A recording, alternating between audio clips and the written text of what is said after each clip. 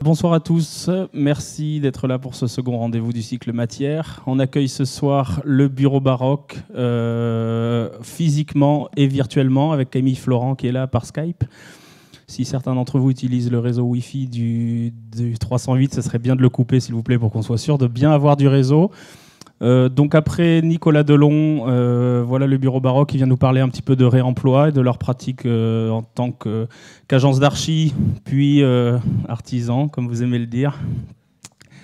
Donc encore une fois, je remercie les partenaires qui nous ont aidés à monter ce cycle, l'ADEME, Aquitanis, le bureau d'études 180 degrés ingénierie, les carrières CESA et Calcia. Voilà.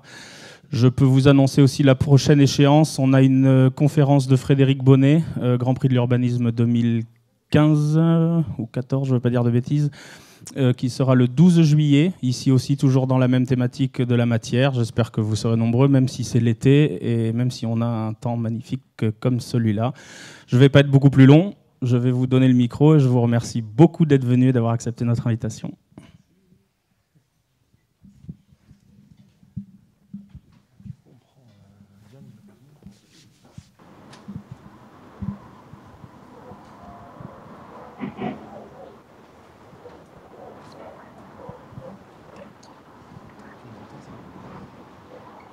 Impeccable.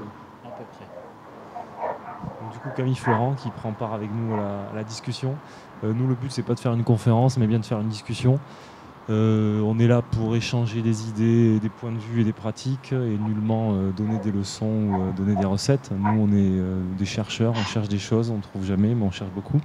On est accompagné aussi de Mathieu Piquier, qui est en stage chez nous, qui est étudiant en architecture et qui vient de l'école de Montpellier, et qui s'intéresse dans le cadre de ses études à ces questions de réemploi. Et il y a dans la salle, en effet, des gens aussi avec qui on a eu beaucoup de discussions sur ces sujets-là, mais qui ne sont pas encore aboutis d'ailleurs, comme Olivier Legrand, qui est en face de moi, qui est architecte, et Chloé Baudard, que je ne vois pas assis tout au fond là-bas. Et donc avec Olivier, Chloé, Camille, Alan, moi-même, donc Laurent Tardieu, Alan Gentil, on a pas mal, ces derniers temps, traité de réemploi. Alors c'est le bureau baroque qui est invité, mais nous, c'est une espèce de famille et de gens autour de nous. On ne détient pas les savoirs. On n'a pas toutes les réponses, mais on essaie de s'entourer des gens qui ont des compétences diverses et variées ou qui s'intéressent à des sujets qu'on traverse et qu'on croise dans notre travail. Nous, on est architectes de formation, mais pas que. On a fait pas mal de projets ici et là dans l'associatif et dans la médiation auprès du public. On a fait de la pédagogie publique autour de l'architecture. Et aujourd'hui, on le dit un petit peu en rigolant, mais on est presque plus artisan qu'architecte. Et c'est un peu le profil qui se dessine pour notre avenir sur les prochaines années, parce que de plus en plus on a envie de se confronter à la matière, et donc ce sujet matière qui est au sein du 308, c'est quelque chose qui nous plaît, qui nous intéresse, et aujourd'hui on est des architectes qui avons un atelier de fabrication et de production de choses plutôt en bois, mais pas que. Voilà. Donc on va vous montrer quelques-uns de nos projets. On a décidé de parler d'improvisation parce qu'on s'est rendu compte que dans notre travail, de plus en plus, le temps était réduit et qu'il fallait être de plus en plus en capacité de trouver des dessins ou des idées qui transformaient la matière pour apporter une réponse à des clients. Et donc pour nous, il y a une notion d'improvisation qui se présente à notre porte chaque jour. Et donc on veut un petit peu vous parler de ça.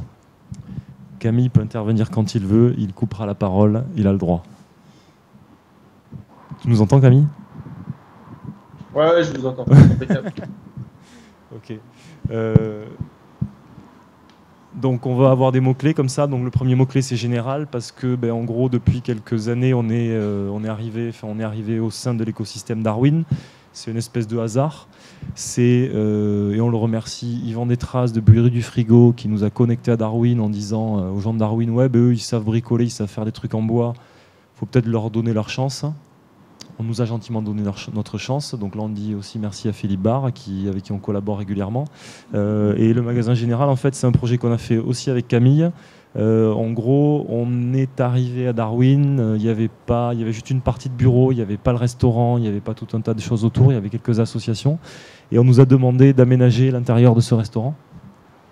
En gros, au fond de la caserne, à droite, il y avait des énormes charpentes en bois qui étaient abandonnées. Elles étaient en fait tellement grosses et tellement grandes que personne n'arrivait à les déplacer. En fait, il fallait une grue ou un camion grue Et il fallait un peu réfléchir à comment on les bouge, comment on les déploie. Elles étaient entières. Il y avait les arbalétriers, les entrées, il y avait tous les éléments. Et donc on avait des portées, des hauteurs immenses, et il y en avait 8 ou 9 empilées les unes contre les autres, contre un côté d'un bâtiment. Et on est arrivé devant les charpentes et on s'est dit, bah, tiens, là, il y a quand même la plus grosse réserve de bois du site. Ça n'a pas été piqué, il n'y avait plus de cuivre, il n'y avait plus d'électricité dans tous les ensembles des bâtiments du site de Darwin, mais par contre, ces charpentes-là, elles étaient restées. Et donc, on a juste bêtement été louer des tronçonneuses. On a débité les charpentes sur place en essayant de ne pas se tomber les morceaux sur les pieds. Et on s'est retrouvé avec des monticules de bois. Mais genre des monticules, c'était des mètres cubes et des mètres cubes qu'on a passé au détecteur à métaux, puisqu'en fait il y avait des tas de pointes anciennes et de choses à l'intérieur. Et plutôt que d'amener le bois à la scierie, comme on le ferait dans une démarche habituelle, on a fait venir une scierie mobile sur le site. Les scieries mobiles, d'habitude, elles vont dans les champs, elles vont couper les arbres qui tombent ou dans les exploitations qui gênent le fonctionnement d'une exploitation agricole, par exemple. Et donc, on a fait venir cette grande scierie mobile, 8 mètres de long. En plus, c'était un jeune entrepreneur du Médoc qui manipulait la machine. C'était une jeune entreprise. Et donc, on a en gros débité pièce par pièce tout ce tas de bois en planches de 3 à 4 cm. Ce qui était intéressant aussi, c'est que l'entreprise qui a débité les planches, elle nous a dit, moi, j'ai qu'un jour. C'est ce jour-là et pas un jour de plus. Donc, pour arriver à débiter, ce sera des planches de 3 ou de 4, on ne fera pas plus petit. Et donc, quand vous aurez ça, ben, moi, je serai parti et puis vous vous débrouillerez avec ce tas-là. Et donc, on a utilisé cette matière pour faire, voilà, vous la voyez ici stockée. Donc, hyper intéressant aussi. Le bois, il avait 60 à 70 ans, d'après les experts. Alors, les experts, c'est tous les gens qui sont passés voir le tas de bois. Qu'est-ce que c'est un expert en bois? Nous, on ne savait pas trop. C'est la première fois qu'on était vraiment en contact avec cette matière. Et le bois, à l'époque, était en catégorie... Enfin, au moment où il a été posé, c'était de la charpente. Et quand on l'a amené après pour travailler avec les menuisiers sur la partie mobilier, on nous a dit ce bois il est tellement bon, tellement sec, tellement droit que c'est de la catégorie menuiserie aujourd'hui. Et donc ça nous a fait aussi un petit rappel, c'est de dire qu'avant, on prenait le temps de faire les choses, on prenait le temps de travailler la matière, de la laisser sécher, et de ce fait, elle avait une qualité incroyable. Et donc nous, avec ça, derrière, on a en effet fabriqué tous les éléments que vous voyez sur cette image, qui sont des bancs, des tables, des tabourets, etc. etc. C'est un restaurant qui fait 200 couverts. On a fait pratiquement tout le mobilier avec le même tas de bois. Il en restait encore. Et là où c'est intéressant pour nous, c'est en effet d'être sur une distance entre là où on a trouvé la matière et le lieu d'atterrissage du projet qui est de 200 mètres. On a tout fait sur place, on n'a rien déplacé, tout était là. On a perdu Camille.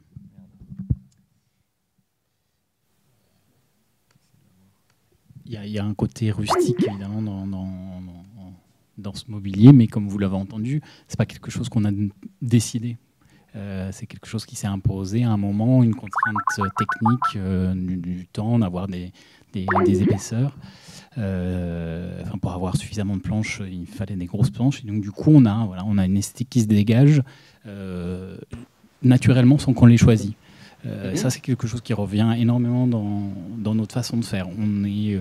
La contrainte esthétique est pour nous pas véritablement une contrainte, c'est plutôt une résultante de tout un tas d'autres contraintes qu'on a pris avant. Et l'esthétique, on la traite quand on a envie de la traiter, on la traite vraiment tout à la fin. Donc après, pour continuer sur les logiques de remploi, Magérus, donc Michel Magérus, artiste qui est aujourd'hui décédé, mais dont les œuvres encore sont produites post-mortem, on va dire. Ça, c'est la rampe qui était construite au CAPC et qui reprenait donc une œuvre de Michel Magérus. 30 ou 40 mètres de large, une rampe hyper bien dessinée, fabriquée par une entreprise allemande. C'est bon, il est de retour. Et donc, cette rampe a été démontée. Et comme beaucoup d'œuvres d'art ou comme beaucoup de montages de choses événementielles, et c'est un des constats d'Encore Heureux, la matière, quand l'expo est finie, elle peut partir à la benne ou elle peut être jetée. Ou elle peut être stockée en attendant, mais elle n'est pas forcément réutilisée. Sauf que là, la rampe, elle a été démontée, déstructurée, en partie démantelée. Et malgré tout... On peut même se dire que si elle n'avait pas eu le statut d'œuvre d'art, vraisemblablement, le CAPC ne se serait pas posé la question de son stockage. Elle a atterri à Darwin parce que Darwin avait la surface pour la stocker à un moment. Mais je pense que vraisemblablement, on l'aura fini à la benne directement.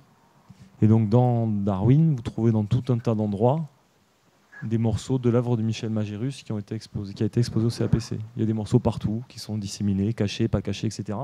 Donc c'est hyper intéressant de se dire que l'art, une fois qu'il est découpé en morceaux, c'est plus de l'art, ça devient autre chose. Et donc une partie a servi à faire des modules de skate et autres. Et il y a toute la structure, la sous-face de la rampe qu'on ne voit pas, mais qui était là et qui était de la volige, très bonne qualité, bien posée, etc. Qui pareil a été stocké, posé sur le côté. Et ce bois, plutôt que de le jeter, etc., Darwin l'a récupéré. Et nous, on s'en est servi pour notre première intervention à Darwin pour faire des modules de bureau très basiquement. Et donc, c'est un morceau, tout un coworking qui a été fait avec tout le bois de la rampe de Magérus, enfin une partie du bois. Et on a même caché à l'intérieur des modules des plaques qui étaient des éléments acoustiques qui venaient de bureaux de Thalès, qui avaient été aussi qui étaient destinés à être jetés, qui étaient stockés à Darwin en attendant. Darwin avait pu, comme ça, sur une période, grâce à la surface de stockage potentielle, accueillir des tas de matières d'ici et d'ailleurs en attendant d'en faire quelque chose. Et nous, on en a bénéficié. Donc ça, c'est aussi une autre façon pour nous de faire du remploi. C'est pas spectaculaire, c'est pas incroyable, mais ça évite que ce tas de bois, il parte ailleurs, ou qu'il parte à la benne, ou que la mairie l'oublie au fond d'un entrepôt et qu'il ne serve à personne. Donc il y a cette idée de remettre dans le circuit et réemployer, très basiquement. Ça, c'est une notion qu'on a rencontrée il y a peu, la transgression positive. C'est de se dire que des fois, c'est pas parce qu'on n'a pas le droit de le faire qu'on peut pas le faire quand même. Donc en gros, nous, on est arrivé à Darwin, on n'avait pas de lieu de travail, on n'avait pas d'endroit pour travailler, on travaillait dans la rue ou sur les sites où on produisait dans les lieux où on produisait les choses. Et un jour, on s'est rendu compte quand même qu'autour de nous, il y avait des hectares de bâtiments vides qui étaient propriété de la collectivité publique. Personne n'avait le droit de les utiliser, mais pourtant ils étaient quand même ouverts et accessibles, ils étaient hors d'eau, hors d'air, il n'y avait pas d'électricité ou de choses comme ça, mais on pouvait aller travailler à l'intérieur. Donc on a commencé à s'approprier une partie de ces bâtiments. À côté de nous, les voisins, c'était des gars qui faisaient du BMX, qui eux, en mode associatif, avaient décidé de tout nettoyer, refaire le toit, vider les chenaux, remplacer les tuiles, mettre de l'éclairage, etc., etc., et aller chercher de l'électricité. Et donc nous, on a fait comme eux, on a essayé de nettoyer, installer des établis, mettre nos tas de bois ici et là, et commencer à structurer notre atelier. Et on s'est donné le droit de, malgré que le fait qu'on ait une statut d'SARL et un statut d'économie et qu'on participe à une économie locale, on s'est donné le droit d'aller habiter là-dedans et d'y rester. Et donc après, on a continué un peu notre démarche, on s'est mis aux normes européennes. Et donc c'est là qu'en fait on a découvert ce truc-là. Et donc en fait ce qu'il y a de bien, c'est que y a un système aussi qu'on a découvert il n'y a pas longtemps, c'est que c'est pas parce que l'administration ne le veut pas qu'on peut pas le faire. Et donc c'est pareil, on a équipé l'atelier en 380 et en éclairage. Et on se rend compte aujourd'hui, alors on peut en parler parce qu'on est jeunes entrepreneurs, que si on fait les démarches classiques pour aller chercher des bâtiments et avoir des choses pour travailler, il faut qu'on remplisse des normes, qu'on soit dans des cases et qu'on réponde à des exigences.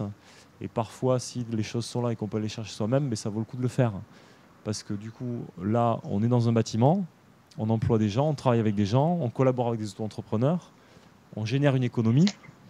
Mais si on demandait à la mairie, qu'on allait taper à la porte de la mairie aujourd'hui et qu'on demande dans le local, on ne nous le donnerait pas forcément. Donc on s'est dit que on pouvait aussi se permettre ces choses-là. Des fois, c'est d'aller chercher les choses nous-mêmes, de s'installer. Et le fait que ça génère des réseaux, des échanges, des projets, c'est une manière de renvoyer à la collectivité ce qu'on lui avait un petit peu piqué de notre côté. Voilà. Donc on est aujourd'hui dans une situation un peu instable. On est censé déménager, mais on a inscrit ça maintenant dans notre démarche. Camille est l'électricien en chef de l'équipe. Tu nous entends, Camille, ou pas ? Super bien. Est-ce que tu peux parler de ces notions-là sur la friche et la zone ? Ouais. Putain, on a un mauvais réseau.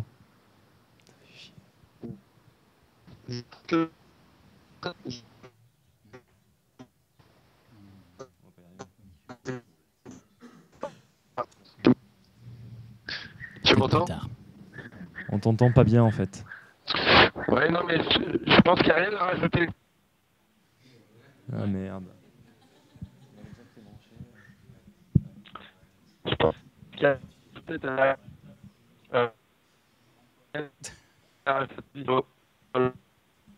On t'entend pas en fait, ça passe pas bien. Allô, allô, allô. C'est Ouais. pas grave. C'est pas grave, t'as tout dit. Je vais faire un truc avec mon téléphone, tu bouges pas. Ça c'est l'équipe. Alors voilà, ça c'est important pour nous. Nous, on a un truc assez génial, c'est qu'on travaille le bois et que dans le tas de ces gens autour de la table, il n'y en a aucun qui a jamais eu une formation dans le bois. Et on vous en parlera après, mais en fait c'est à la fois alarmant parce qu'on se dit putain, n'importe qui peut faire n'importe quoi dans ce pays. Et c'est à la fois hyper intéressant parce que ce fait de cette absence de formation, ça nous autorise plein de choses. Alors il y a au premier plan avec un bonnet rouge à gauche Yann Paul qui est assis là-bas. Alors ce jeune homme est dans la géographie et l'urbanisme à la base, donc il a des diplômes dans ces domaines-là. Et il s'est dit qu'il allait travailler peut-être plutôt dans le bois, peut-être qu'il en parlera lui-même plus tard. Il y a Charlie qui est peut-être là, mais je ne sais pas si je l'ai. Il est au fond à droite là-bas, il y a Charlie qui est donc le jeune homme avec les cheveux longs, qui lui vient du domaine de la communication, mais qui est surtout un très bon musicien et qui, par choix aussi, a décidé de faire autre chose. Il y a Camille Florent, donc, qui est paysagiste des PLG, mais qui fait de la construction et de l'installation d'œuvres d'art. Et donc Alain Gentil, moi-même. Et en fait, c'est aussi quelque chose qu'on apprécie beaucoup et qu'on Il y a recherche. Kuba aussi. C'est le seul menuisier, il est là. Oui, alors lui, il n'était pas sur la photo parce qu'il n'était pas à Paris. C'est le seul menuisier ébéniste de l'équipe, donc il est d'origine polonaise, enfin il est polonais. Tu peux le montrer encore, hein, vas-y. Ah mince, ça a coupé. Voilà. Et donc Kuba, c'est par exemple, c'est notre caution, est-ce que ça se fait ou pas? Alors souvent, il nous dit non, non, ça se fait pas, vous pouvez pas faire ça, mais on le fait quand même. Et donc, on est un petit... Voilà Kuba, mais là, ça passe très très bien. Voilà. Bonjour. Donc Kuba qui lui a une grande expérience dans le bois et qui aussi sait nous transmettre son savoir et nous donner des fois des conseils. Et donc cette équipe-là fait que tout ce que vous avez vu en image ou ce que vous verrez après, c'est possible. Et c'est possible parce que c'est cette équipe très précise et c'est ces gens-là. Et on y tient beaucoup et on le défend. Voilà.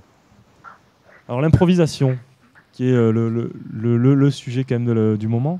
Nous, on a découvert ça quand un client nous a passé une commande pour aller refaire 120 mètres carrés d'une école de commerce à Paris. Et ce client, donc, c'est Thalys Formation. Et on remercie, parce qu'il n'est pas là, mais c'est quelqu'un qui nous a donné qui nous a fait confiance, qui s'appelle Jean-Louis Sissac. Nous a demandé on va dire, de customiser une école de commerce que son groupe venait de racheter.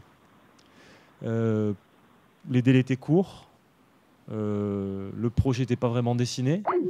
Et donc, on est parti à Paris avec un croquis et avec l'aval du maître d'ouvrage qui nous a dit c'est bon, vous pouvez construire, ça nous va. Et c'était la première fois qu'on faisait un chantier à 500 km de distance de l'atelier. Donc ça, c'est la rue où on faisait l'atelier. Ça, c'est notre projet. Donc c'est 7,5 mètres cubes de matériel. En gros, c'est nos outils, du bois en panneau, des tasseaux 28-60 et des bombes de peinture fluo. Et le projet avec plan de masse, vue de face, coupe, plan et détail.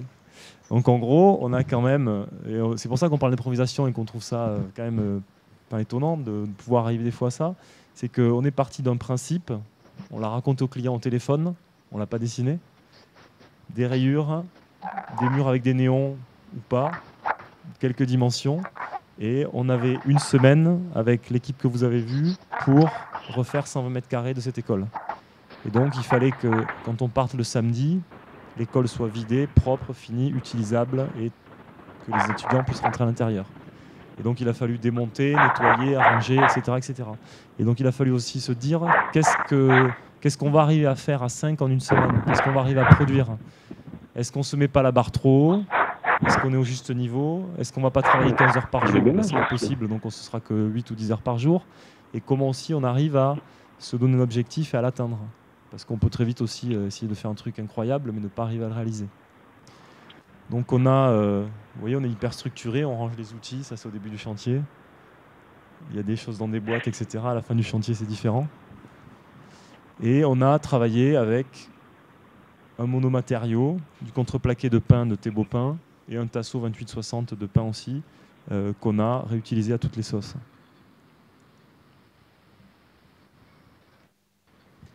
L'idée aussi, c'est de se dire que, alors les architectes, on a un gros défaut, c'est que d'habitude, on est très obsédé par les détails. Et quand on a une semaine pour faire 120 mètres carrés, il faut être capable de s'affranchir des détails.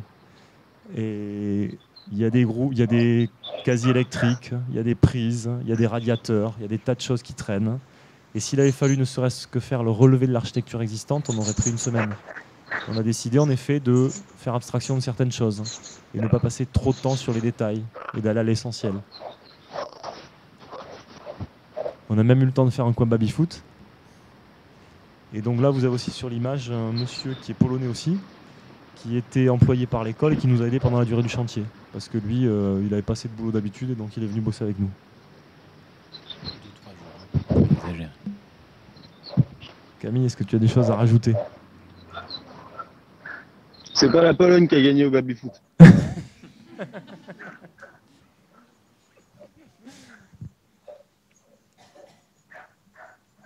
Donc c'est très sommaire, c'est très simple, mais la commande de départ était: êtes-vous capable de refaire 120 mètres carrés en une semaine? Voilà. Et donc on s'est inventé nos règles, on s'est inventé les dessins et on a fait sur place. C'est aussi ça l'intérêt de travailler avec toujours les mêmes personnes.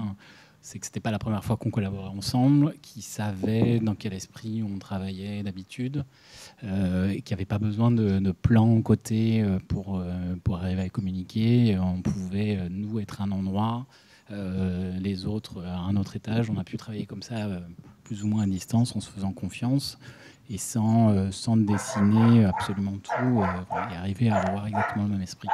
Cet esprit d'atelier, pour nous, il est vraiment essentiel. Et c'est comme ça qu'on arrive à faire ce genre de projet. Là, s'il avait fallu qu'on débarque à Paris et qu'on emploie trois intérimaires, évidemment, on ne serait pas arrivé.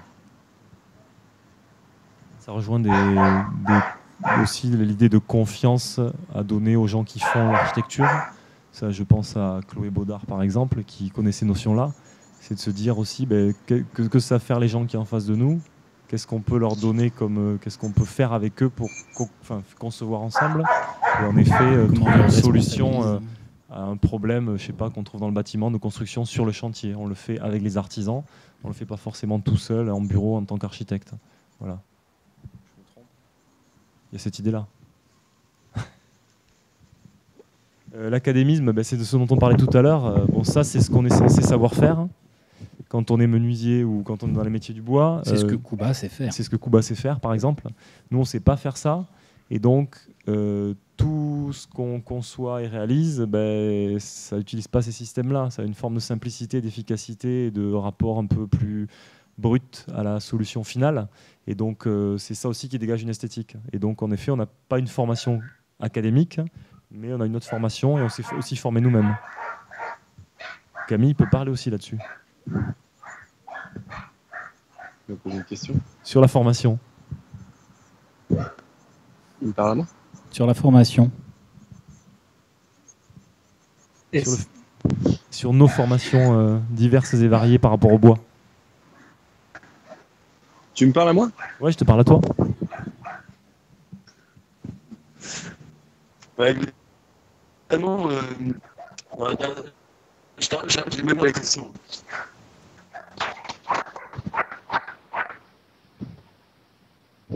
Tu peux répéter? Non, je disais, est-ce qu'on parlait de nos formations les uns et les autres et du fait que justement on avait des formations qui n'étaient pas classiques et qui permettaient de travailler différemment? Ouais, bon, on en a parlé quand on a préparé un petit peu le pitch. Évidemment, moi je suis architecte paysagiste de formation et je me rends compte à un moment donné que mon savoir-faire manuel pour lequel j'ai pas été formé, il est plus valorisé que mon savoir-faire intellectuel pour lequel j'ai accompli 5 ans d'études ou plus. Donc ouais, c'est un peu paradoxal. Mais voilà, l'important c'est qu'on s'éclate, quoi. On ait trouvé un peu notre itinéraire comme ça, spontanément. Merci. On tient vraiment à ce qu'il parle parce que c'est une des chevilles armées de l'équipe, c'est quelqu'un qui fait beaucoup de choses, c'est lui, on vous parlera du sauna qui est dehors, c'est lui qui a aussi dynamisé tout le travail qu'on a fait pour le sauna. Et voilà, c'est important qu'on ait des temps où lui intervienne, même si c'est laborieux. Équation, donc ça c'est un mot qu'on utilise souvent, c'est est-ce qu'on est capable de résoudre l'équation que nous donne le client? Alors là, vous n'allez même pas y croire quand on va vous le raconter, c'est un vieux projet, mais nous c'est un de nos fondamentaux. C'est on nous a demandé si on était capable de faire un chapiteau pour réunir 60 personnes, qui était démontable 4 fois en 2 jours, et sous lequel les artistes pourraient rencontrer le public et manger un petit bout, et que en gros ça coûte pas cher, enfin, ça coûte moins de 5 000 €. Honoraires compris, c'est-à-dire vous payez l'idée là-dedans. Et donc l'équation, quand on nous le demande, cette question de départ, elle est quand même un peu dure à résoudre. Parce qu'un grand chapiteau pour 60 personnes, si vous regardez chez les loueurs, ça coûte assez cher. Et donc du coup, on a dû inventer des solutions parallèles. Et donc on avait fait cette installation qui s'appelait Sous la nappe, qui était fabriquée avec 2 camions, une toile de jute de 110 mètres carrés, un truc comme ça, qui permettait de réunir en effet 60 personnes dessous et de manger tranquillement, de discuter avec les artistes, etc. Et qui se montait, en fait, on arrivait avec les poutres sur le camion. On avait les bancs, les tables, la toile, les lestes dans les camions, on déchargeait, on déroulait, on levait les bennes, on allumait les camions, on s'éloignait les uns des autres et on réglait la courbe de la voilure. Alors au début on nous a dit mais peut-être qu'il faudra passer à la commission de sécurité, c'est pas une blague, hein, parce que c'est une installation et des gens dessous. Et donc nous on avait préparé une parade, c'est qu'on avait dit que la distance la plus courte entre le centre du bâtiment et l'extérieur était 3 mètres et que tout le monde pouvait partir en cours en même temps, il y avait une grande porte. Voilà. On essayait de trouver, mais sans rigoler, on nous a dit ouais, peut-être qu'il faudra que la commission de sécurité valide le projet. Et donc aujourd'hui, on est aussi dans ces questions-là, c'est comment on doit trouver des solutions face à des normes et des règles hyper restreintes et arriver à quand même trouver des trucs qui apportent du plaisir aux gens parce que c'est notre objectif derrière. C'est une commande qui nous a été passée par Panorama et comme l'équipe est plutôt efficace, on n'a pas eu besoin de passer devant une commission de sécurité au final. Panorama qui est là ce soir, représenté par Charlotte Uni, et qui nous a recommandé du travail pour la rentrée, mais on ne vous dira pas ce que c'est. Alors la question de l'Afrique, l'Afrique qui est pour nous et pour Camille aussi quelque chose dont on parle régulièrement. Alors juste pour en parler de l'Afrique, on parle du plafond du lieu unique à Nantes avec ses bidons de Bamako, mais on prend souvent en exemple l'Hackathon et Vassal, qui sur l'Afrique, pour nous, ont vraiment eu des témoignages qu'on trouve très très pertinents. C'est de dire qu'il y a une sorte d'intuition derrière tout ça. C'est léger, c'est efficace, ça répond à la demande de maintenant et peut-être celle de demain. Et que souvent, dans des solutions qu'on trouve dans certaines architectures dans les pays africains, il y a une vraie intelligence de cet ordre-là. Et nous, on aime bien cette façon de penser, on aime bien cette idée-là. Et donc, régulièrement, on s'auto-réfère à ça. On se dit, ouais, mais est-ce que là, on fait la réponse juste? Est-ce que c'est assez simple? Est-ce que ça répond à la demande uniquement pour maintenant? Est-ce qu'on ne met pas trop de moyens en œuvre? Est-ce qu'on ne peut pas simplifier? Et donc, on cherche toujours un petit peu comme ça. Camille, est-ce que tu nous entends? Ouais, je vous entends et j'ai des gens à côté de moi, des architectes à côté de moi qui suivent la conférence et je leur montre le PowerPoint parce que nous, on ne voit pas le PowerPoint en même temps. D'accord. On est à la citation de l'Hackathon et Vassal. Ok. Mais si vous pouvez mettre votre caméra à vous, comme ça on pourrait suivre la salle au moins. Mais on te verra plus si on tourne l'appareil, l'ordinateur. Pas de souci, pas de souci. Là, tout le monde te voit à toi. Oui. La question de l'idéal. Alors pour nous, c'est une question qui revient hyper souvent. Donc là, l'image, elle est assez parlante. C'est que globalement, les demandes qu'on reçoit, c'est toujours des gens qui veulent et qui ont envie de se payer la voiture de droite. Mais quand on fait le résumé des demandes et des contraintes et du contexte, souvent, l'option serait plutôt d'arriver à la voiture de gauche. Et donc tout le travail pour nous va être de dire, une forme de pédagogie en fait, de dire aux clients, alors les architectes ils le savent, attention, vous voulez ça, vous demandez ça, vous en êtes là, mais peut-être que dans la situation où on est, avec le budget que vous avez, avec les contraintes qu'il y a, on peut arriver à un résultat qui sera plutôt celui-là, mais qui sera qualitatif quand même, qui aura les portes fermes, on est isolé du vent, il y a des phares, on entend la radio moins bien, etc., etc. Mais c'est un truc qui revient en permanence. C'est-à-dire qu'il y a chez les clients, par rapport à une espèce de fantasme du fait qu'on peut trouver le projet idéal et qu'on va trouver la réponse adaptée, pure et juste à leur demande.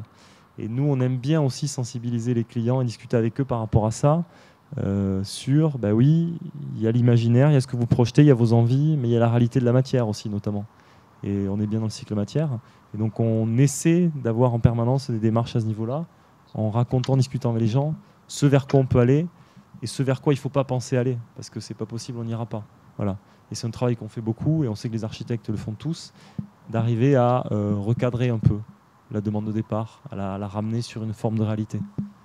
Et il y a une grosse notion de compromis qu'on donne qu'on demande à nos clients. C'est-à-dire qu'on leur dit grosso modo, vous ne pouvez pas vous payer la Mercedes, c'est pas possible.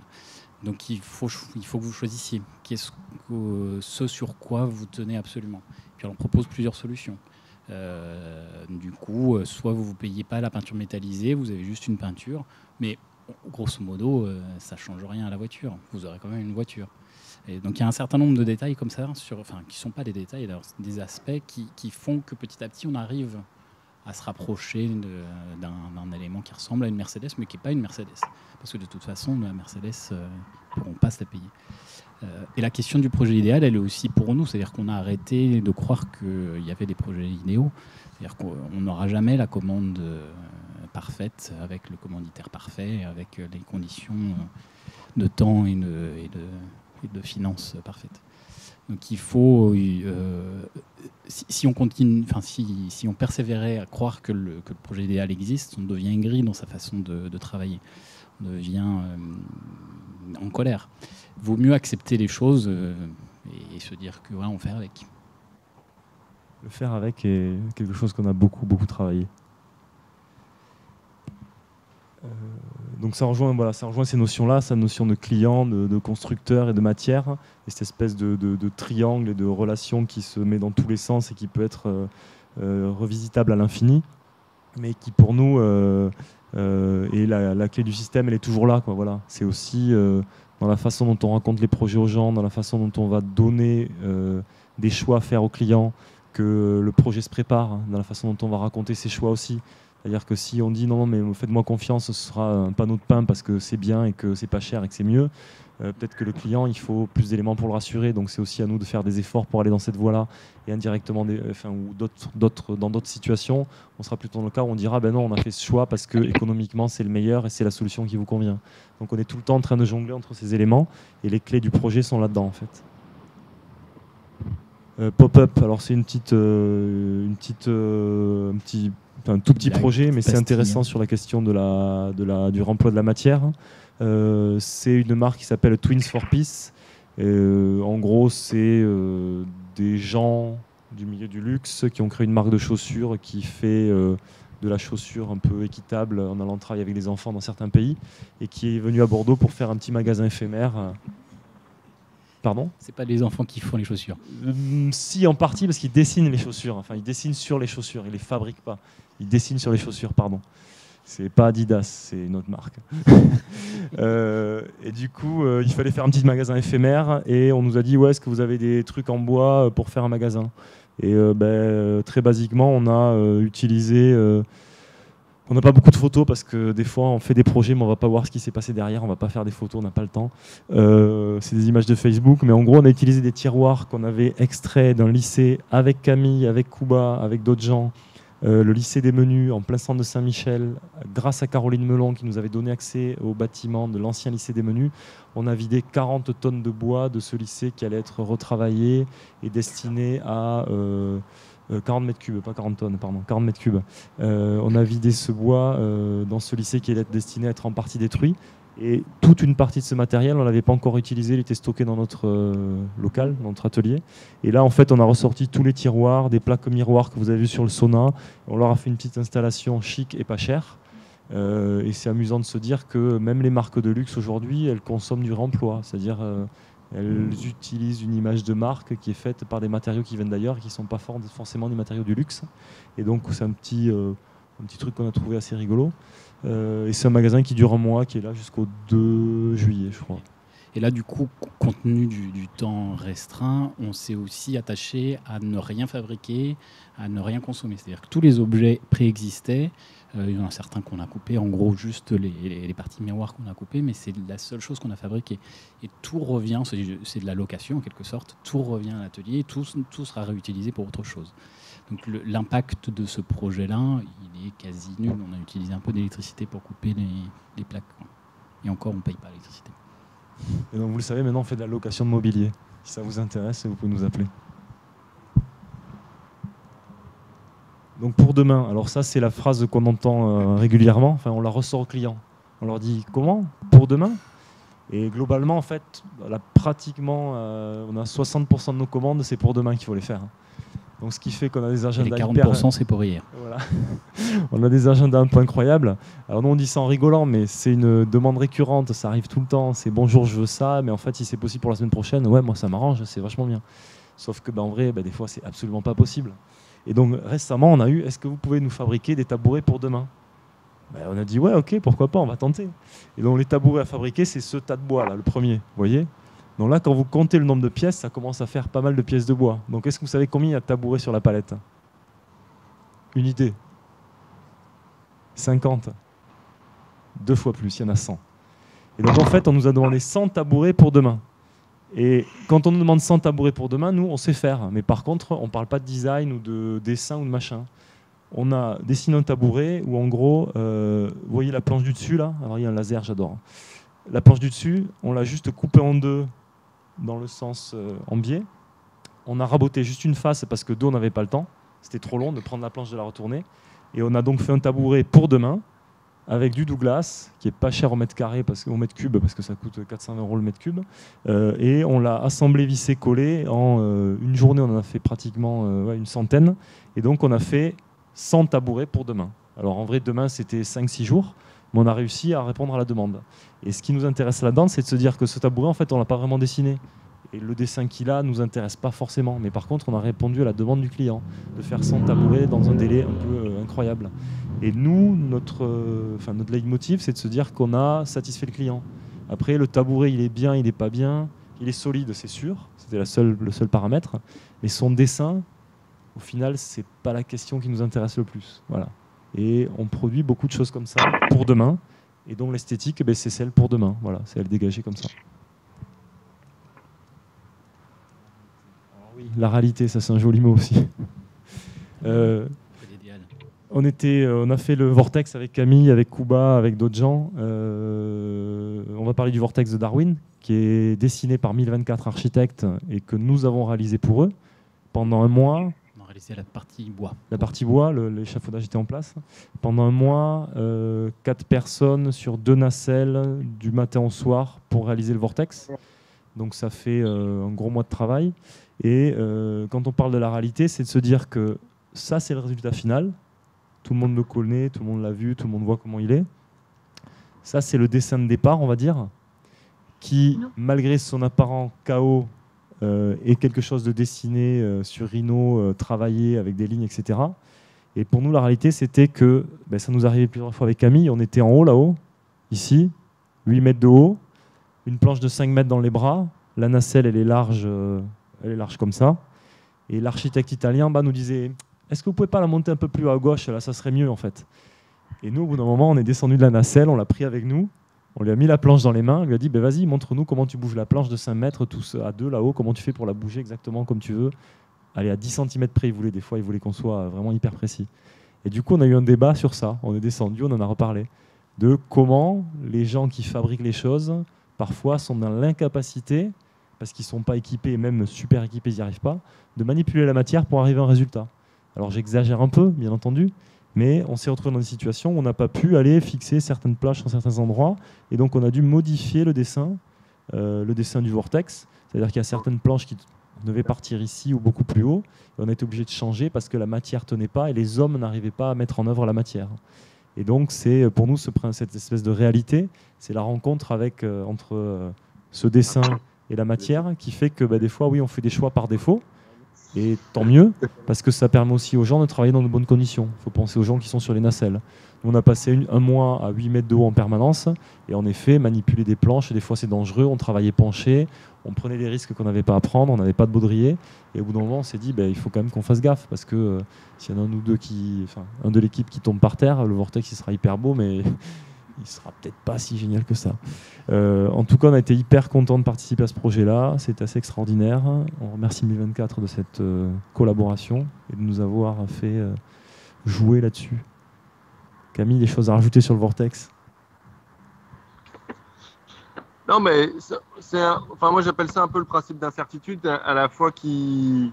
là, on était un peu réalisateur, et ça nous incombe aussi en tant que concepteur, et là, sur le chantier sur lequel on est avec le bruit du frigo, c'est la même chose.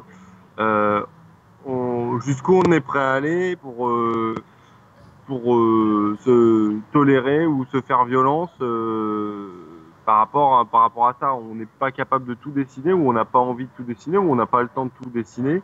Et le client aussi, il est obligé d'accepter cette donnée-là. Et à la fois, ça peut être pédagogique, ou ça peut être, je sais pas, mais voilà, ce degré d'incertitude-là, c'est ce qui est intéressant. On parle plus trop de la matière là, mais en tout cas, nous on s'accroche vraiment à ça, à essayer de repousser un petit peu les limites par rapport à ça, l'incertitude à la fois dans le dessin et l'incertitude aussi de notre client qui sait pas ce qu'il va avoir à la fin. Et c'est le cas là pour le Vortex. On voit bien, on réalise bien à quel point entre le dessin et le résultat final, peut y avoir un univers complètement. Merci. Sur la matière, donc pour arriver un peu à revenir au sujet, ça c'est ce qu'on arrive à trouver sur des chantiers de démolition. En fait, ça c'est, on est à côté du hangar G2, on est au bassin à flot. Moi je passe en vélo, je vois un tas de bois qui correspond à un truc que j'ai jamais vu de toute ma vie, avec des bois en super état. C'est des bâtiments qui ont 50, 60, 80 ans. Et toutes les voliges, toutes les toitures sont déposées au sol et mis en tas, juste comme ça avec des bulldozers. Et cette matière, je vois qu'elle va être jetée dans des bennes et qu'elle va partir et qu'elle va dégager. Donc je m'arrête avec mon vélo, je saute les clôtures, je vais voir le gars et je lui dis est-ce qu'on peut pas récupérer? Et le gars me dit mais si, en gros si vous payez le camion, moi plutôt que d'aller à droite, je vais à gauche, je m'en fous complètement, je l'amène où vous voulez. Et donc je me dis génial, on va pouvoir récupérer des trucs de qualité hors normes, etc. Sauf que ce que j'avais pas vu, c'était que c'était lui qui chargeait. Vous voyez lui là. Et donc il se passe un truc incroyable, c'est que le bois à l'étape 1, il est démoli là, c'est-à-dire ça a été frappé, fracassé, il est quand même en bon état. Il y a des bastins, il y a des voliges, il y a des choses qui sont saines. Mais quand le camion charge et la pelle, là on commence à perdre de la qualité parce qu'on commence à couper en 2, en 3, voire en 4. Mais on a quand même fait le pari, alors on verra à l'arrivée si ça marche ou pas. Mais la question qui se pose pour nous, c'est comment faire pour passer de ça en utilisant peut-être parfois ça, ou en démontant ou en déconstruisant nous-mêmes, parce qu'on le fait, pour arriver à cette qualité-là, c'est-à-dire avoir des bois qui restent viables, travaillables, exploitables, vendables peut-être à des gens. Parce que là, par exemple, vous avez voilà, ça c'est du pin, c'est des bois qui ont 80 ans. Il y a des choses assez anciennes, là, il y a des vieilles charpentes d'école de la ville de Bordeaux. Et donc, comment essayer d'éviter cette étape-là? Comment la shunter, ou comment essayer de le faire un peu différemment pour que tout parte pas ailleurs et soit broyé? Donc pour nous, c'est une grosse question. On n'a pas trouvé. On est avec d'autres gens, mais avec Chloé, avec Olivier, on en a parlé, on en a reparlé. On a rencontré Rotor, on cherche encore. Mais on aimerait arriver à récupérer ces choses-là pour pouvoir en faire des mobiliers, des structures, etc. C'est un point que Nicolas Delon a un peu évoqué la dernière fois lors de sa conférence, c'est que quand on veut faire du réemploi, il n'y a pas forcément de point P du réemploi. Et donc, pour arriver à avoir sa ressource, il faut aller la chercher.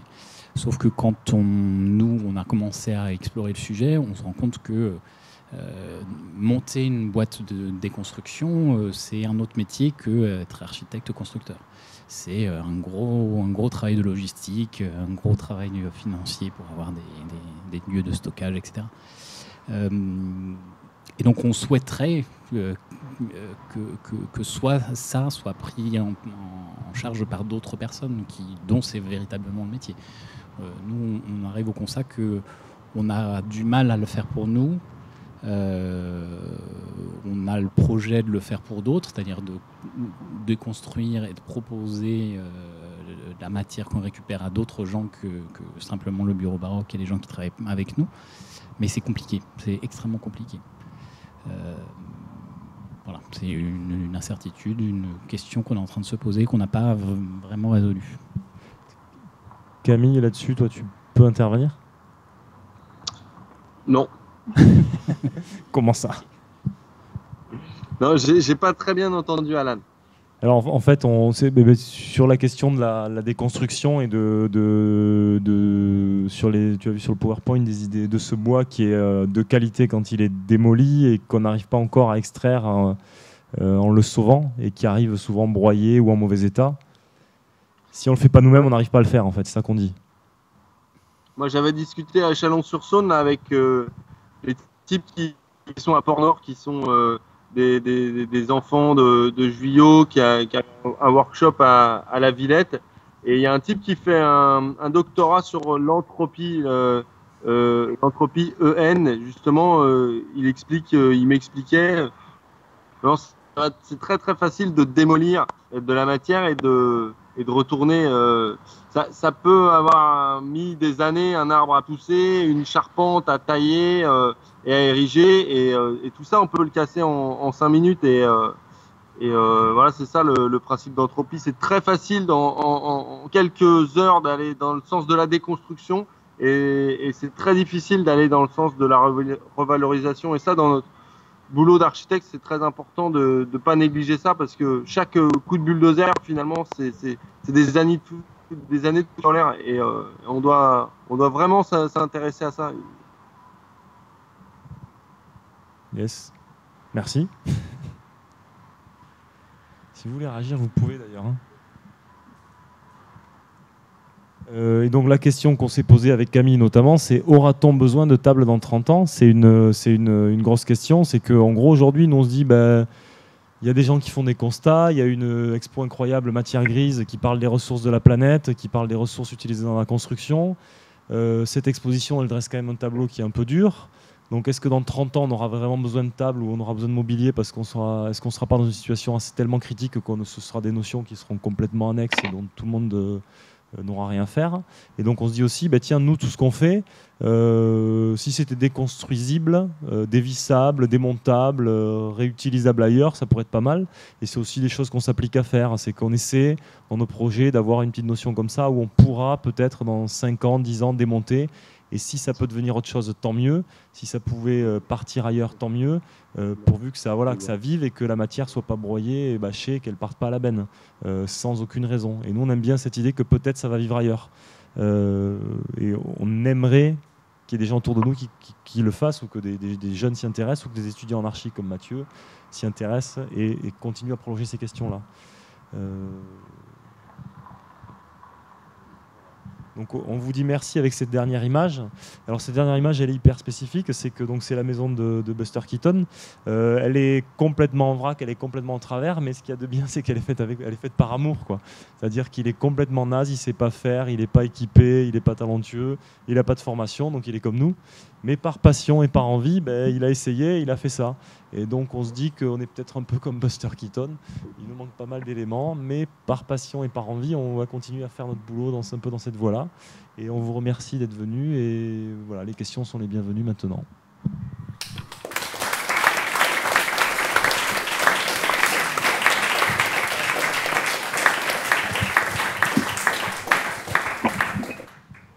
Alors, Camille peut aussi répondre aux questions. Merci beaucoup à tous les 4. Est-ce qu'il y a des questions dans la salle? Pas de questions. Ah, une question.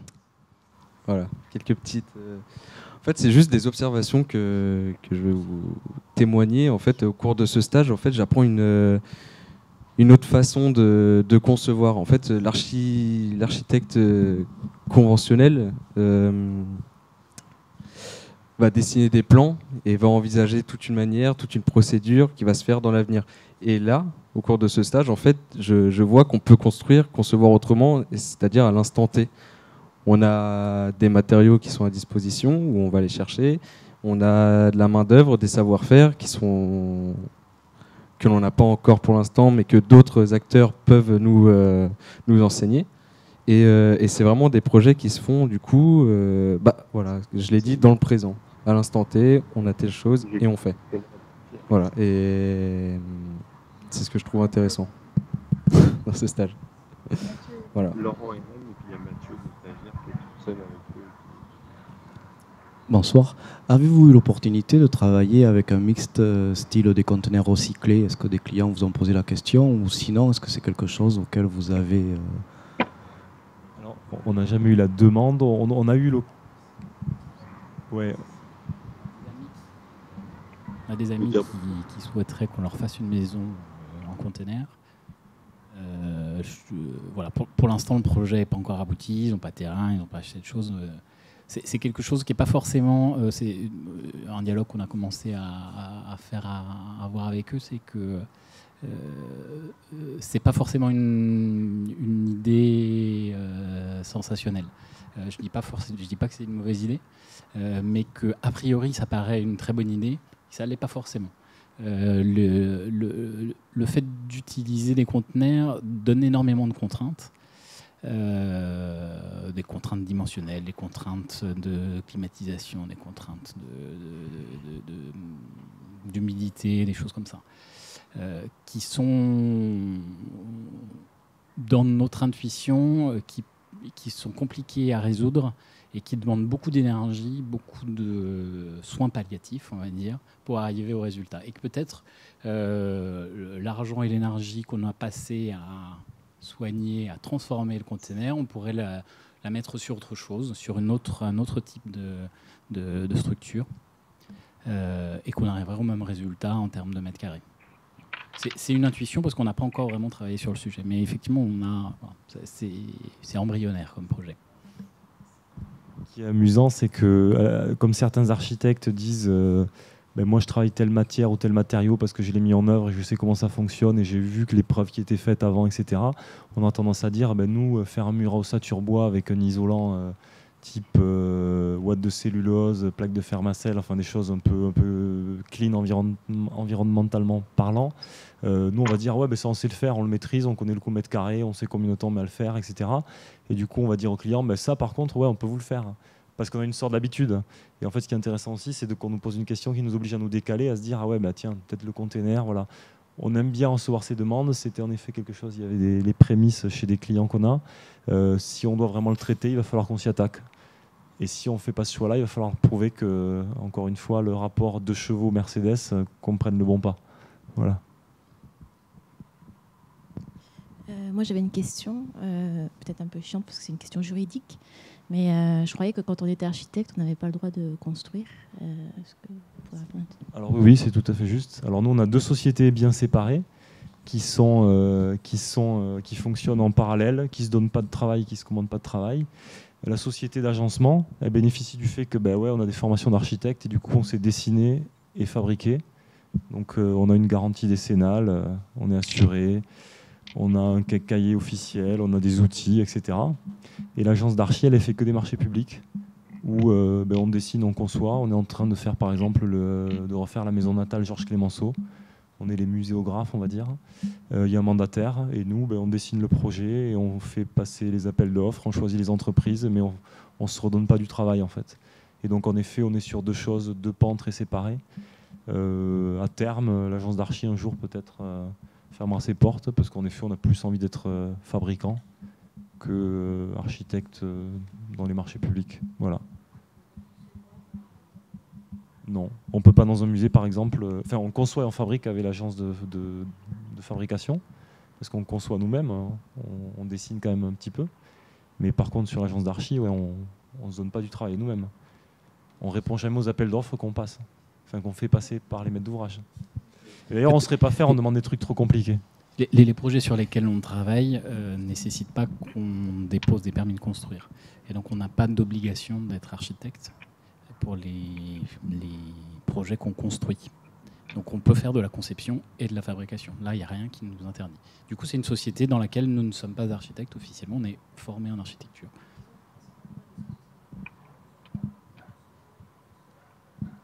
Du marché privé, je pense que oui. Est-ce que la juriste est là? Je demande mon avocat. Je pense que oui, vous avez une décennale, de toute façon. Oui. Ouais, mais vous n'êtes pas assuré sur tous les corps d'État non plus, non. Donc ça pose d'autres questions. Ouais. Mais par contre, il y a une contradiction qui est levée, c'est quand on est architecte, on peut finalement faire assez peu de choses. Ouais. Et tout d'un coup, quand on est constructeur, on peut être architecte et constructeur. Ouais. Mais dans l'autre sens, ça ne marche pas. Ouais. Alors nous, et du coup, c'est ce que vous, petit à petit, c'est pour ça que si vous en venez à abandonner la société d'architecture, c'est pas pour abandonner l'architecture, c'est pour juste vous contenter d'un seul statut juridique qui vous permet de traiter les deux. Oui, exactement. Et en fait, il y a un truc qui est intéressant sur conception-réalisation, on en parle beaucoup. Au début, par réflexe, puisque nous, on vend de la matière grise des honoraires. Quand on faisait nos devis avec la boîte de fabrication, on mettait conception, fabrication. Et les gens nous disaient, mais conception, moi, j'en ai pas besoin, ça sert à rien, vous pouvez me l'enlever. Et donc, du coup, on a dit, tiens, mais conception est un gros mot. Donc maintenant, il n'y a plus conception, il n'y a que réalisation. Et du coup, il n'y a pas de problème. La conception est ventilée dans la masse, mais elle est quand même quelque part, quoi, voilà. Quand on fait un super projet, comme on en fait tout le temps, l'idée coûte un petit peu. Donc voilà, c'est ces choses-là. Mais en effet, c'est des questions qu'on s'est posées au début. Oui, par rapport à ce que vous décrivez, on voit que vous ne rentrez pas forcément dans les cases. Enfin, vous êtes entre deux cases, ou enfin voilà, on ne sait pas exactement. Comment vous faites quand vous avez à vous décrire à quelqu'un qui ne connaît pas du tout ce que vous faites en 15 secondes? Enfin, ou en 30 secondes, quoi, mais vraiment, comment quels éléments vous mettez en avant et... Pendant longtemps, on a dit qu'on était architecte bricoleur, parce que bricoleur, il y a quand même un très bon sens, c'est qu'arrive à résoudre des situations chez soi comme on peut, tu vois, ou dans la vie, mais surtout on aimait bien faire ce que ne savaient pas faire les autres. C'est-à-dire que le mouton en 5 pattes, c'était un peu notre plat favori. En gros, vous avez un problème, nous on a la solution. Voilà. Le coup du chapiteau, 60 personnes, 2 fois, 2 jours, etc. À la base, c'est quand même un peu compliqué. Et on peut vous dire qu'à J-1 semaine de rendre le projet, on n'avait pas encore trouvé la solution. Ça nous a vraiment pris beaucoup d'énergie pour arriver à inventer le truc. Et donc voilà, c'est un peu ça. Juste une toute petite question, c'est pour savoir, par exemple, si on vous demandait de refaire 100 tabourets pour demain, est-ce que vous refaites les mêmes ou est-ce que la part de conception vous pousse quand même à vous dire on en réinvente quelque chose ou pas? Quelle est la différence enfin, où vous voyez la conception, où vous voyez votre statut plus de constructeur tout simple?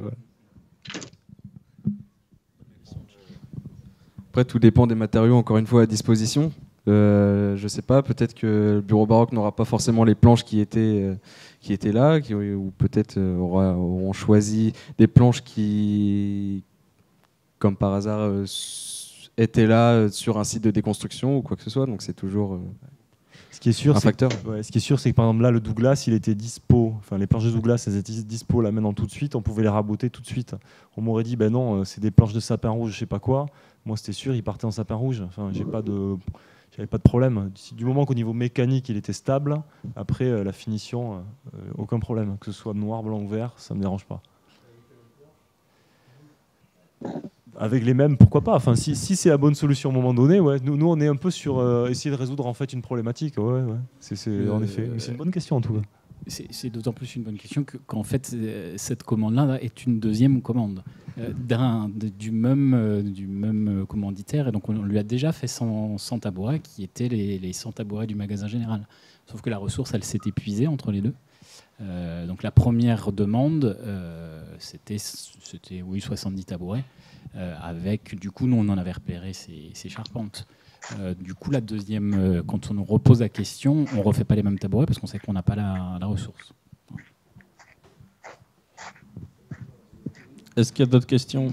Il y a Camille qui est en train de se balader là. Je vous ai perdu. J'aimerais savoir si les clients que vous avez eus sont faciles à convaincre quant à votre équation.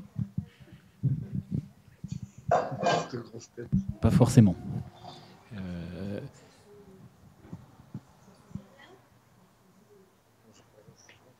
Il y a des clients qui viennent nous chercher pour ce type de réponse. Ils veulent être surpris, qui sont prêts à faire les compromis dont on a parlé tout à l'heure pour arriver à quelque chose qui ressemble à une Mercedes, mais qui n'est pas une Mercedes.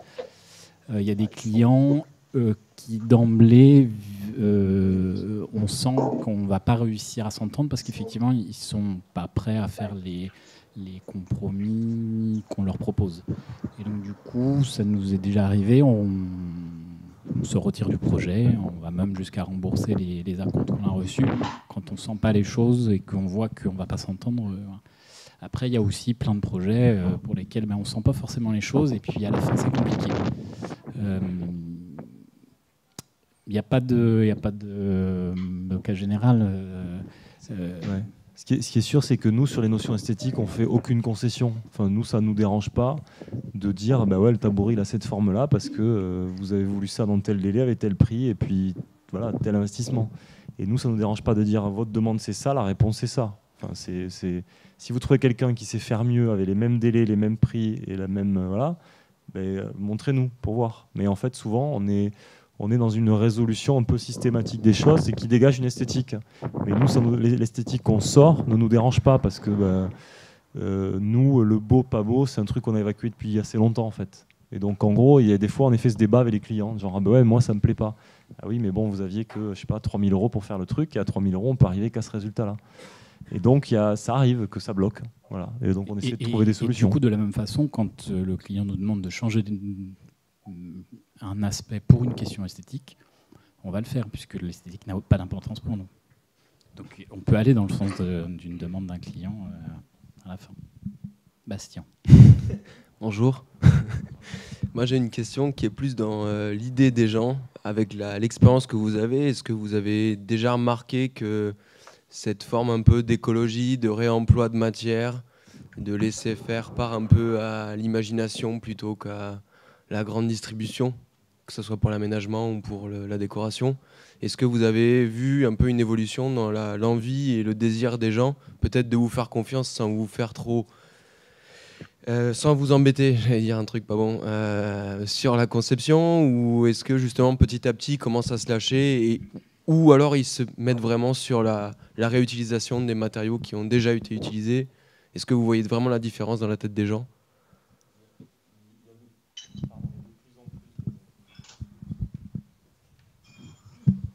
Il y a de plus en plus de demandes. La société est en train de basculer. Les gens, il y a des émissions à la télé, il y a des magazines, il y a des émissions radio, des expositions. Enfin voilà, il y a des tas de choses. Arc-en-Rêve parle aussi de ça hors les murs là aujourd'hui. Il y a quand même globalement une grosse tendance où les gens prennent un virage. Et dans les demandes des clients, les demandes changent. Les gens ont des envies d'écologie, veulent faire différemment, se rendent compte qu'on peut faire différemment, que le voisin a peut-être fait différemment, alors pourquoi pas moi? Et en gros, oui, ça change énormément. Et c'est-à-dire qu'on a des demandes de gens, un truc tout bête, un gars qui a appelé en disant « Bonjour, je veux une bibliothèque pour mettre mes bandes dessinées, j'aimerais bien du bois de récupération, je veux pas du bois neuf. » Ok, ben voilà. Donc c'est juste une bibliothèque chez un gars qui stocke des bandes dessinées, qui est passionné de bandes dessinées, mais 1, 2, 3, 5, 10, ben en effet, le changement il est en train de s'opérer. Et il y a même des commanditaires privés, des magasins ou des cafés ou des boutiques qui ont des demandes de cet ordre-là aujourd'hui et qui s'intéressent à cet aspect-là. Donc il y a en effet un virage, et moi je pense qu'à l'avenir, il y aura des demandes de cet ordre-là de plus en plus, et que les gens sont de plus en plus éduqués aussi aujourd'hui. C'est-à-dire qu'on a tous accès à des savoirs assez profonds et assez larges, et même les gosses, ils savent qu'aujourd'hui on ne peut pas jeter tout n'importe quoi, n'importe comment, et qu'il faut faire attention. Donc leurs parents le savent aussi, etc. etc. Et c'est ça qui fait que la demande des clients, elle changera et qu'elle est en train de changer. Voilà. Moi je crois fortement. Ouais. Bonsoir, je suis là, si vous voulez me voir. Tout d'abord, bravo pour cet engagement, parce que c'est un engagement de réutiliser. Tout à l'heure, vous avez évoqué... Alors, moi, je rentrerai plus sur l'enveloppe vraiment de la construction, parce que vous avez parlé beaucoup de meubles, vous avez conçu beaucoup de meubles. Moi, c'est vraiment l'aspect construction en tant que tel qui m'intéresse, avec le réemploi des matériaux. Tout à l'heure, vous avez évoqué l'incompatibilité, j'ai envie de dire, avec les normes actuelles d'accessibilité, c'est un exemple, mais également la RT 2012. Il y a le Code de la construction et de l'habitation qui impose certaines normes, et vous parlez depuis tout à l'heure de « on conçoit dans le présent ». Or, un permis de construire, c'est entre 2 et 6 mois, voire 1 an, selon le secteur où on est situé. Et quelquefois, c'est compliqué de faire au moment présent. Et je voulais savoir si, avec l'expérience que vous avez eue, est-ce que vous avez été confronté à un problème de réglementation qui fait que votre projet, il n'a pas pu se faire parce qu'il y a des règles hyper contraignantes qui sont mises en place. Donc voilà, c'est intéressant d'avoir ça comme réponse. Ouais. Ça rigole parce qu'il y en a 2 qui savent de quoi on parle. Nous, on s'est confronté à un truc hyper simple, c'est qu'on avait un client qui avait des convictions écologiques fortes et qui voulait que les habitants de ses bureaux parce que donc 8 heures par jour dans un bureau, on est habitant, vivent dans des lieux où les matériaux ont des émissivités un peu faibles, donc des murs à ossature bois avec de la ouate de cellulose, des plaques de Fermacell, donc du papier compressé, et pas voilà, des choses très simples qui feraient que le bâtiment, au bout d'un moment, il serait sain. Un peu plus sain que d'autres en tout cas. Et nous, on a essayé de faire passer des cloisons coupe-feu sur des locaux à risque, tout bois, tout ça. Voilà, on y est allé à fond. Et on a essayé de ne pas lâcher. Ça a duré un moment, ça a été long. Et puis au bout d'un moment, le maître d'ouvrage nous a dit bon, ouais, ok, d'accord, il y a plein de rapports à droite à gauche, il y a le CSTB, il y a le machin, il y a la filière bois, il y a truc, mais la pièce administrative demandée par le bureau de contrôle, on l'a pas, on ne peut pas l'avoir, on n'y arrivera pas. Nous, on doit ouvrir à telle date, donc qu'est-ce qu'on fait ? Et donc on a dit, on détruit. Voilà. Donc on s'est en effet assis sur un montant de travaux qu'on a zappé. Le client a accepté de prendre une partie de la... Parce qu'il a aussi suivi l'affaire avec nous, il a dit, ok, on y va, on essaie. Mais il a pris aussi une partie de la démolition et de la reconstruction. Et donc Charlie, Yann ont dû démolir des locaux à risque dans une école qu'on avait refaite pour qu'on remette... du rail métallique, du placo classique, etc., etc. Donc ouais, on s'y est confronté. On a essayé de trouver une faille, on ne l'a pas trouvée. Alors on n'a pas le talent de certains architectes. Nous, on a un peu une grande image derrière nous. On adore ce que fait Patrick Bouchain. Patrick Bouchain, il arrive à bousculer les règles, il arrive à trouver des failles, il arrive à trouver des passages. Alors peut-être pas sur tout, mais sur plein de choses. Et donc nous, on a essayé de chercher, on a activé tous nos réseaux, mais on n'a pas réussi. Alors c'était juste un local photocopieur et un local archive. C'est rien de grave, mais quand même aujourd'hui, on n'a pas réussi à faire passer ce qu'on voulait à cet endroit-là. Bon, donc on s'est confronté bien à la question, on l'a bien pris dans la gueule. Mais dans ce sens-là, justement, Patrick Bouchain, il a porté pour la loi création, architecture et patrimoine, il a porté la question du permis de faire, qui évoque ces sujets-là, justement, dans certains cas, qui nous permettent d'aller un petit peu au-delà de la réglementation. Ce qu'il dit, c'est apporter un peu de vie dans la réglementation. Et c'est vrai que c'est passé à la loi. Donc c'est quand même un grand pas de fait. Alors on ne sait pas jusqu'où on va aller, mais en tout cas, on sait que c'est entendu, et c'est entendu dans les hautes instances, c'est important de le dire. C'est intéressant de voir que suivant, c'est toujours pareil, c'est une question de personne. C'est-à-dire que quand on fait le Vortex, on a un bureau de contrôle en face de nous qui vient nous conseiller et qui vient avec nous sur la nacelle pour regarder les potentiels défauts de fabrication ou trouver les potentielles failles dans la durée, dans le temps justement, parce qu'on fait un instant T, mais ça doit durer 5, 6, 10 ans, et trouve avec nous comment on va améliorer le système pour que les planches tombent pas, ou que voilà, et que dans notre cas, on tombe sur un bureau de contrôle où le gars dit moi j'attends le formulaire machin, et tant que je l'ai pas, c'est pas la peine de m'envoyer des mails ou de m'appeler, moi je veux juste cette pièce-là, et il y a le tampon en bas à droite avec écrit ça, et je veux ça. Et donc là, il n'y a pas de discussion possible, il n'y a pas de rencontre possible. Et donc, ouais, il y a les deux situations. On préfère la première, en effet. Mais c'est vrai que c'est ce que disait aussi Nicolas Delon lors de sa conférence, c'est qu'à un moment aussi, chez les bureaux de contrôle, ça arrive aussi d'avoir en face des ingénieurs à qui on demande aujourd'hui de ne faire que mettre des croix dans des cases. Et c'est vrai que quand on les investit un peu dans le boulot, il y en a qui peuvent se sentir extrêmement stimulés et qui viennent réfléchir, comme tu le dis, et monter dans la nacelle et peut-être réfléchir un peu plus au bon sens que tout bêtement avec la règle, quoi. Est-ce qu'il y a d'autres questions ou est-ce qu'on va boire un verre ?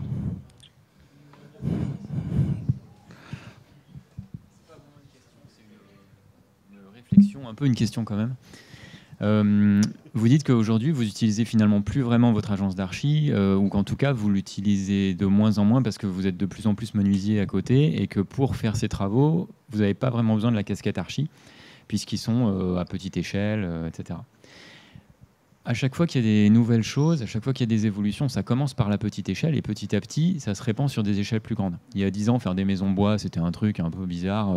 Il y avait eu une période, mais on avait laissé tomber et tout. Et puis aujourd'hui, on se met à faire des gratte-ciel en bois, quoi. Ce serait dommage de fermer votre agence et que dans 5 ou 10 ans, vous puissiez construire, à la fois faire la maîtrise d'œuvre et la construction des médiathèques ou des je ne sais quoi autour de Bordeaux avec des matériaux de réemploi. Je veux dire que c'est normal qu'aujourd'hui, vous n'en avez pas besoin. Mais... Ben oui, bien sûr, parce que en parallèle, la loi évolue, la loi CAP, etc. La déontologie évoluera peut-être, mais dans tous les cas, ce que vous disiez tout à l'heure sur moins de 170 mètres carrés et tout, je crois que c'est pas aussi bloquant que ça. C'est-à-dire même au-dessus, à mon avis, vous pouvez déjà, tant que vous êtes clean et que c'est marqué bien dans le contrat et tout, il n'y a pas trop de problèmes. Je suis en train de jouer à ça aussi et je découvre qu'il n'y a pas tant de problèmes que ça. En fait, c'est plus une question d'éthique et de pas, par exemple, forcer le client à passer par votre autre entreprise, des choses comme ça. Mais du coup, je veux dire que ce serait vraiment dommage parce que vous allez vous limiter si vous prenez que la casquette de menuiserie, alors qu'aujourd'hui, je comprends l'intérêt, mais dans 2 ans, 3 ans, 4 ans, à mon avis, vous allez pouvoir faire des choses incroyables grâce à la double casquette. C'est pas aussi séparé que ça dans notre tête. Et comme le disait très justement Olivier, le choix qu'on va sans doute faire de fermer l'agence d'architecture, il n'est pas pour arrêter de faire de l'architecture. Il est juste parce que du coup, ça devient ridicule d'avoir une agence qui nous coûte de l'argent et qui ne rapporte rien. Mais on se dira toujours architecte. Peut-être que du coup, l'ordre nous dira vous n'avez pas le droit parce que vous ne cotisez plus. Mais on sera toujours, formé et on utilisera toujours nos compétences d'architecte. Et si effectivement, dans quelques années, on a besoin de réouvrir une agence d'architecture, on le fera. C'est pas, voilà, c'est pour l'instant plus un choix économique en rapport avec notre activité, quoi. Je voulais demander à Camille s'il avait un truc à dire avant de finir. Camille, est-ce que tu veux dire des trucs, toi? Non, est-ce que vous avez allumé le sauna? Alors, donc, le sauna, on en parle, c'est important, on finit là-dessus avant d'aller à l'apéro. Donc Camille est quand même le grand initiateur du sauna. La blague, c'est quoi? C'est de se rendre compte qu'un atelier de menuiserie, ça produit du bois. Beaucoup de chutes de bois, des tas de chutes de bois. Donc nous, on avait essayé pour le marché de Noël de l'an dernier de voir qu'est-ce qu'on pouvait arriver à fabriquer avec les chutes de bois jusqu'au plus petit possible. Enfin, quelle était la plus petite chute exploitable? On s'est rendu compte qu'au bout d'un moment, on ne pouvait plus rien faire avec une chute de bois. Il fallait arrêter, à part des allumettes, il n'y avait plus d'options. Donc on a des tas de bois qui s'empilent dans des palettes. Et on s'est dit, plutôt que de les garder ou de les mettre au mauvais endroit, les brûler ou les payer pour les mettre ailleurs, on s'est dit, et Camille a été l'initiateur de ça, tiens, on va faire un sauna. Parce que quand on fait un sauna, il faut brûler du bois. Et pour faire le sauna, il faudra aussi du bois. Notre atelier est trop chargé parce qu'on a trop de matériaux à l'intérieur. Donc on va commencer à dégager du matériel pour faire le sauna et les caisses de bois vont servir à chauffer le poêle. Tout ça pour vous dire que Boris, qui est dans la salle, ou pas loin, il est là, va fabriquer dans pas longtemps le poêle et l'évacuation. Il est en retard, c'est pour ça qu'on dit ça. Et grâce à Boris, qui est donc lui dans la serrurerie et dans le métal et qui a un talent de soudeur et qui en fait son métier, on va le faire fonctionner dans pas longtemps. Il sera certainement sur site à Darwin, accessible dans différents événements festifs ou pas, mais qui sera là-bas, qui sera utilisable. Et que nous, je pense qu'on est d'accord avec Camille, on aimerait bien que les gens viennent l'utiliser de temps à autre. Et que comme ça, vous nous aiderez à cramer nos chutes de bois et on n'aura pas à sortir les poubelles. Voilà.